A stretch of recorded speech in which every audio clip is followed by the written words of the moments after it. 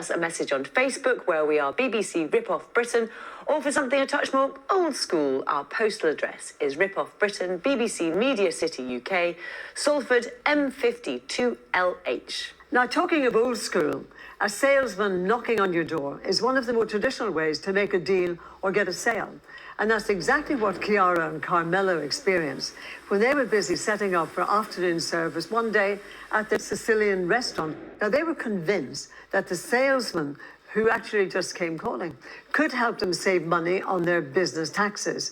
But months down the line, the whole arrangement has turned decidedly sour.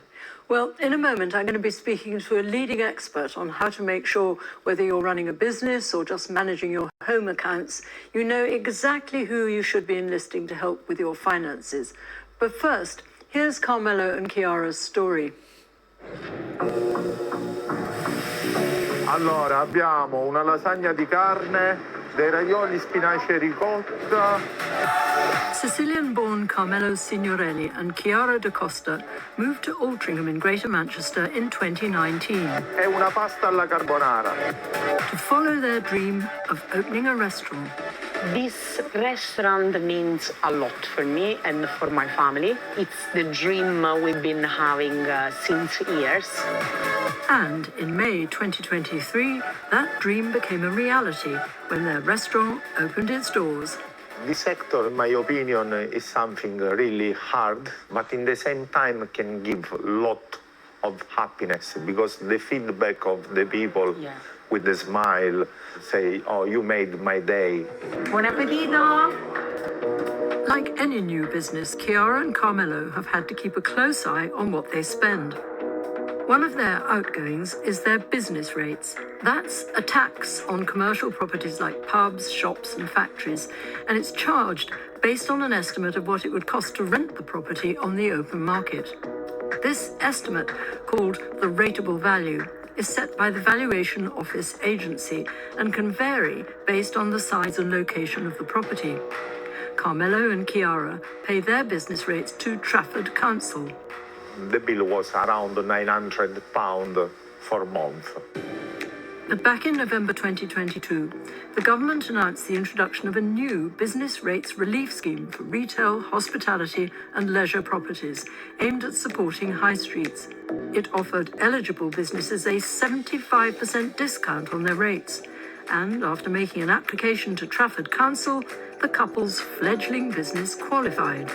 We thought 75% of discount was something very important, very helpful for us, because we started with not a very, very big budget.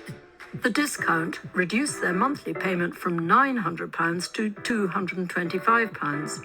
But a month later, in June 2023, a surprise visitor to the restaurant promised even bigger savings.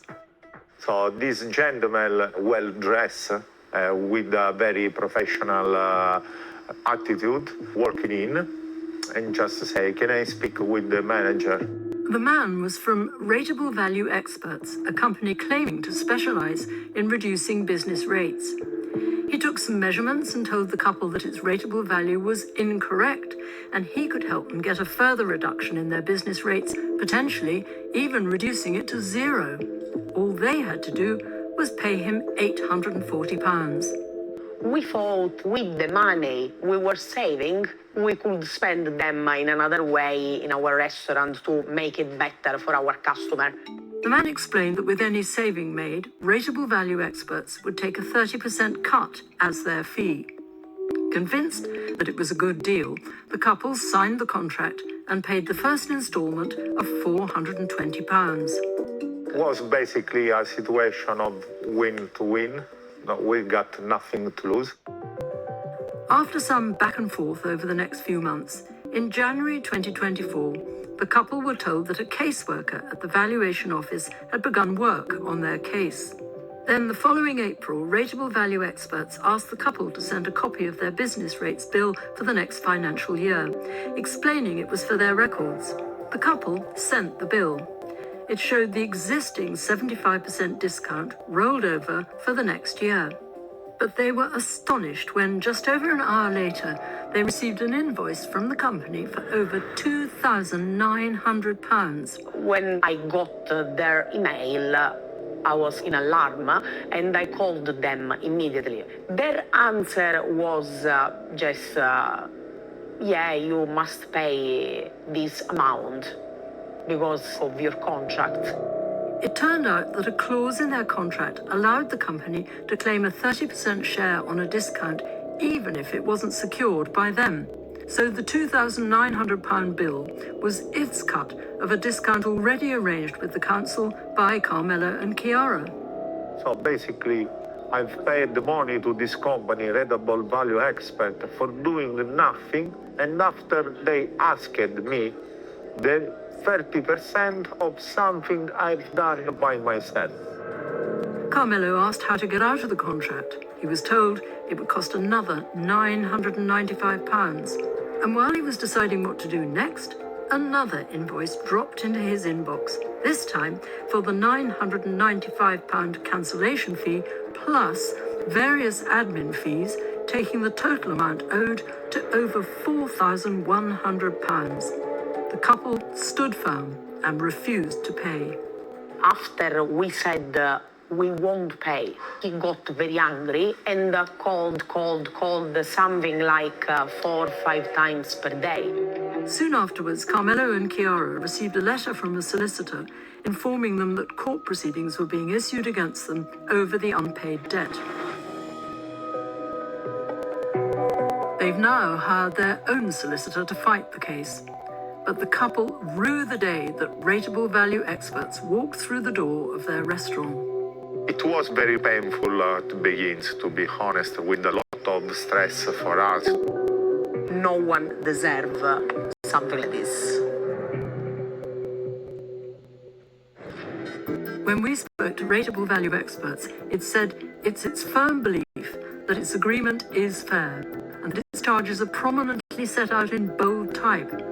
It said that it submitted a rating appeal and that the rating appeal was lost because Carmelo and Chiara had refused entry to the Valuation Office agency to confirm information it had submitted. It pointed out that appeals are not an easy feat and can take a lot of time, money and evidence collection, and that once the appeal failed, it charged them a success fee to cover the costs that they had incurred up to that point. Rateable Value Experts added the success fee information is marked clearly and largely on the front of the agreement and was explained to Carmelo from the start. Well, Carmelo and Chiara now join us in the studio, and I'd also like to welcome John Webber, who has over 35 years' experience in the rating industry. And first of all, Carmelo and Chiara, thank you very much for joining us. I suppose the first question, really, I might ask you, Carmelo, is what effect has this had on you? At the very beginning, all this story looks like nobody can help us. So that make me feel like a little bit alone. But after a few days, we received all the support that the community can give to people. So we are ready to fight these people. Good. And Chiara, where are things now? Right now, we are waiting. Our solicitor has advised us to keep calm and just wait what the company, the Rateable Value Expert, will answer back to the court. So, just waiting. Waiting and hoping. Exactly, Yes. and hoping everything will go well. Yeah, well, we shall obviously wait and see with you. But John, have you heard of a situation like this before? Yes, unfortunately, it's all too common, I'm afraid. There is a whole industry of what I would call unregulated, unprofessional element to the industry. And they sell a compelling story, and they're able to do that because of the complexity of the business rate system as it is in this country at the moment. On top of that, you then layer the appeal system, of which there are 3 stages. And again, that is equally complex as well. Now, when these people get hold of your information and they supply it to the Valuation Office agency, if they supply this information and it's incorrect, and if they are deemed to have done that recklessly and knowingly, then I'm afraid ratepayers can end up being fined as well. So it's actually even worse than having money taken off them. Well, I know you've been looking into the paperwork of their case in particular. So what do you make of it all? Yeah, I've looked at it, and the paperwork that I've seen, I'm afraid, tells a pretty sorry story. What they've actually done is start the first process of the check, challenge and appeal process, which is the check. And what they've done is they've effectively put a check in on the basis that the floor area is incorrect. And having looked at the plan that they've submitted, I can only assume that they either haven't measured it or they were probably blindfolded when they did it, because it rather suggests that the property gets wider as you go back, and that certainly doesn't marry with the plan. I think what I would say, though, is that what they've asked for on that check is a reduction in the rateable value of £500.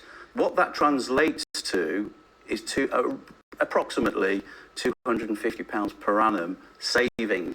However, the retail and hospitality and leisure relief would apply. So effectively what they were asking for was a saving of about £62.50 over the whole year, which works out at about £1 a week. So I'm afraid that the windfall that they were promised just was never going to exist. I hardly dare ask you, Chiara, how you feel about that. To be honest, thanks to John explaining how that works, I'm feeling better, to be honest, because I think we've been not wrong, you know. So I say thanks to John that has confirmed that, you know, we are not wrong. Is there any way of knowing who to trust when it comes to a rating agent? And there are three main professional bodies: the RICS, the Royal Institution of Chartered Surveyors, the IRRV, Institute of Rating, Revenues and Valuation, and also the Rating Surveyors Association.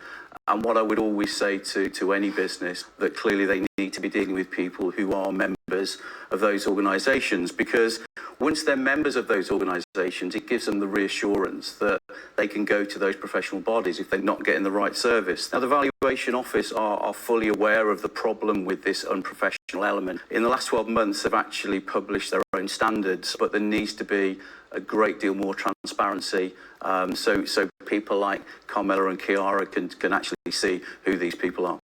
I mean, most of us pay tax in one shape or form. So, I mean, if we get approached by somebody volunteering to sell us a service to lower our tax, what should we do? Well, I think that the main thing is choose your agent. Don't let them choose you. You know, you may want to go to 2 or 3 and ask for quotes or ask if they would like to act on your behalf. Well, Chiara and Carmelo, what have you learnt from all this? This experience helped me to understand that there